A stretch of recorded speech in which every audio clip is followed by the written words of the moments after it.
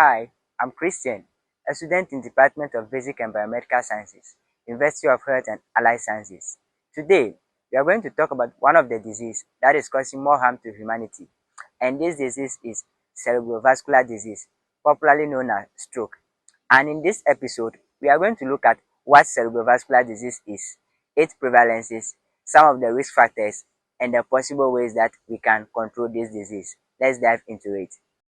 Cerebrovascular disease is a disorder of the cardiovascular system which affects blood flows to the brain. It occurs when the blood vessels supplying to the brain are blocked with plaques, clots, or when these vessels rupture. As a result, there is a little flow of blood to the brain. Brain cells are being deprived of oxygen, and this results in malfunctioning of the brain. The brain is a delicate organ because it controls almost every activity that goes on in the body. For instance, if the part of the brain that controls the movement of the arm is being devoid of oxygen, it results in malfunctioning of the arm. Globally, it has been estimated that cerebrovascular disease is the second leading cause of death and many disabilities.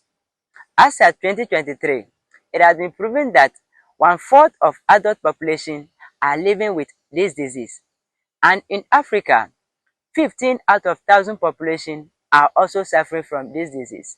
In a cohort study conducted between 1971 and 2014, it has been found that 74% of deaths were as a result of cerebrovascular disease, and 80% stroke-related disabilities were recorded. This has put the majority of the population at a higher risk. What are some of the risk factors? Hypertension. This is where the pressure in the blood increases, and this high blood pressure causes the blood vessels to damage, and they are prone to clot formation or plaques formation, which affect blood distribution across the body. Tobacco smoke. Tobacco contains a chemical called nicotine and other substances which can easily destroy the cardiovascular system and affect blood distribution across the entire body. Physical inactivity. It has been proven that individuals that are not engaging in physical activities are prone to other conditions like overweight, diabetes, or obesity, which are also risk factors for stroke. Family history and genetics. It has also been proven that individuals whose close relatives have suffered this disease before are also at a higher risk of getting this disease.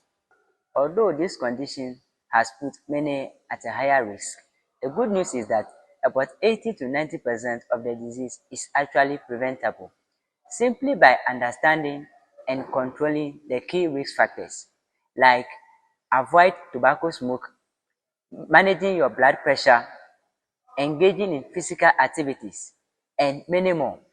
Remember, prevention is a long life process, not a destination. Therefore, empower yourself with knowledge, act on it consistently, and make stroke prevention a lifelong process. Thank you for watching. Remember to like, subscribe, share, and comment. Stay tuned for more information. Bye.